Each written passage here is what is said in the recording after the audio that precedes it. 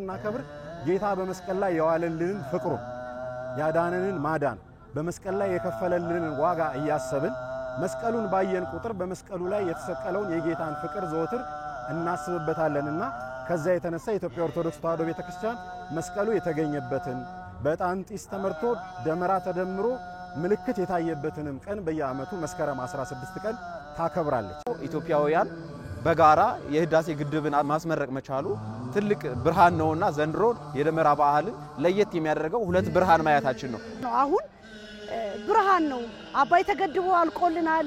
ከዚህ በኋላ እንዴት ነው የሚታይ ተስፋ ደስ የሚል ነገር ብሩህ ነገር ልጆቻችን እርግጠኛ ነኝ ከዚህ በበለጠ በጣም ጥሩ ነገር እንደሚገጥማቸው እርግጠኛ ነኝ። መስቀል ከመምጣቱ በፊት የሰው ልጆች ተለያይተው ነበረ። ከማን ጋር? ህዝብ ከህዝብ ጋር፣ ህዝብ ወይ ምድራውያን ከሰማያውያን ጋር፣ እንዲሁም የሰው ልጅ ከእግዚአብሔር ጋር ተራርቆ ነበረ። ያ በፊት በመስቀል ነው አንድ የሆነው።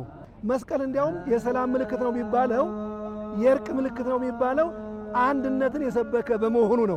መስቀል ዋነኛ ዓላማው እርቅን የተፈጸመበት በመስቀሉ በፈሰሰው ደም ሰላምን አደረገ ይላል ቅዱስ ጳውሎስ።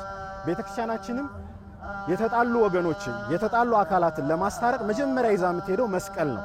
በሀገራችንም በመስቀል የታረቁ የተጣሉ ታርቀው አንድ ላይ እርድ አርደው አንድ ላይ ማዕድ የሚቀርቡበት የተኳረፉ ኩርፊያቸውን የሚተውበት የተለያዩ አንድ ላይ የሚገናኙበት የክረምቱ ማለፍ የወንዙ መድረቅ በወንዙ ምክንያት በክረምቱ ምክንያት የተለያዩ አካላት ዘመድ አዝማድ የሚታረቁበት የሚጠጋጉበት ነው።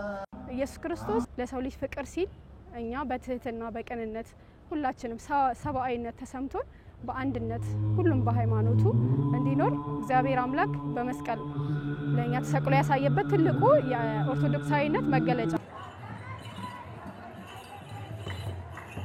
ከተለያየ ቦታ መተን ከተለያየ ብሔር ብሔረሰብ ከተለያየ አካባቢ መተን መስቀልን ስንሰብክ ሁላችንም ሰላም መስበክ አለብን፣ ፍቅርን መስበክ አለብን፣ አንድነት ለሀገራችን ሰላም መስበክ አለብን።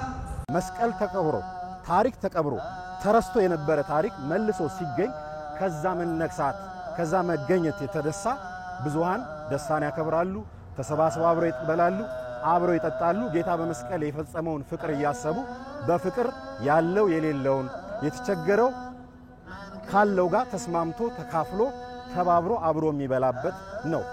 የሌላቸው መጠየቅ መርዳት የክርስቲያናዊ ሕይወት አንዱ ግዴታችን ነው ማለት ነው።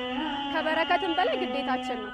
ስለዚህ ሁሉም ኦርቶዶክሳዊ የሌለውን በማገዝ ከልብስ ጀምሮ ከምግብ ጀምሮ በተለያየ ቁሳቁስና በተለያዩ ነገሮች በሚችለው አቅም በሐሳብም ቢሆን የመርዳት ግዴታ አለበት ማለት ነው።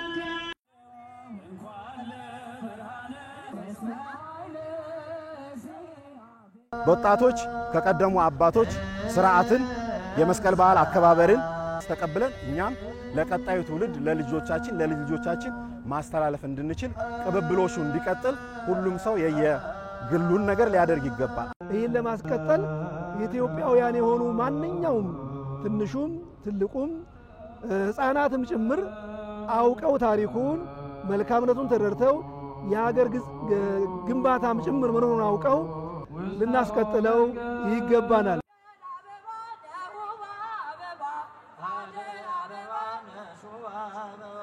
መስቀል አበባ ነው